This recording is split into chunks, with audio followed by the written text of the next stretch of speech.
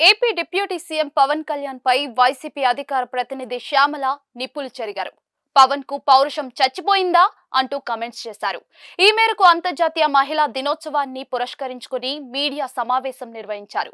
అలానే సీఎం చంద్రబాబుపై కూడా ఘాటు వ్యాఖ్యలు చేశారు శ్యామల.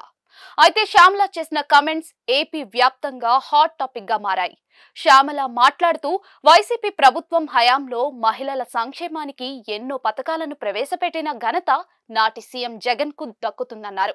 దిశ యాప్ ను ప్రవేశపెట్టి మహిళలకు పూర్తి రక్షణ కల్పించామని అబద్ధపు హామీలు గుప్పించి కూటమి ప్రభుత్వం అధికారంలోకి వచ్చిందని మండిపడ్డారు. నాడు పవన్ కళ్యాణ్ తెగ ఊగుతూ మాట్లాడారని, ఇప్పుడు మహిళలకు రక్షణ లేదన్న విషయాన్ని గ్రహించి పవన్ మళ్లీ ఊగుతూ మాట్లాడాల్సిన అవసరం ఉందన్నారు. ఆడపిల్లల రక్షణ తన బాధ్యతగా చెప్పిన పవన్ కళ్యాణ్ ఇప్పుడేమయ్యారని ప్రశ్నించారు. రాష్ట్రంలో మహిళలకు భద్రత లేదని స్వయానా పవన్ కళ్యాణ్ చెప్పారని, మహిళా రక్షణకు కూటమి ప్రభుత్వం ఏ నిర్ణయాలను విధానాలను ప్రవేశపెట్టిందో చెప్పాలన్నారు. అంతేకాకుండా ఎన్నికల సమయంలో ఆయన మాట్లాడిన వీడియోలను మీడియా సమావేశంలో శ్యామల ప్రదర్శించారు.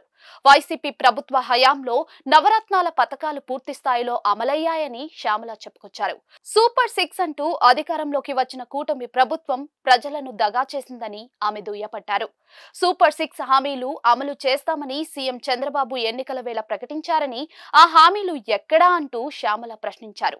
ఉచిత బస్సు గురించి సీఎం చంద్రబాబు హామీలు గుప్పించి ఇప్పుడు కేవలం జిల్లాల వరకే ఉచిత బస్సు అంటూ కూటమి ప్రభుత్వం ప్రకటించడం ఎంతవరకు కరెక్ట్ అన్నారు.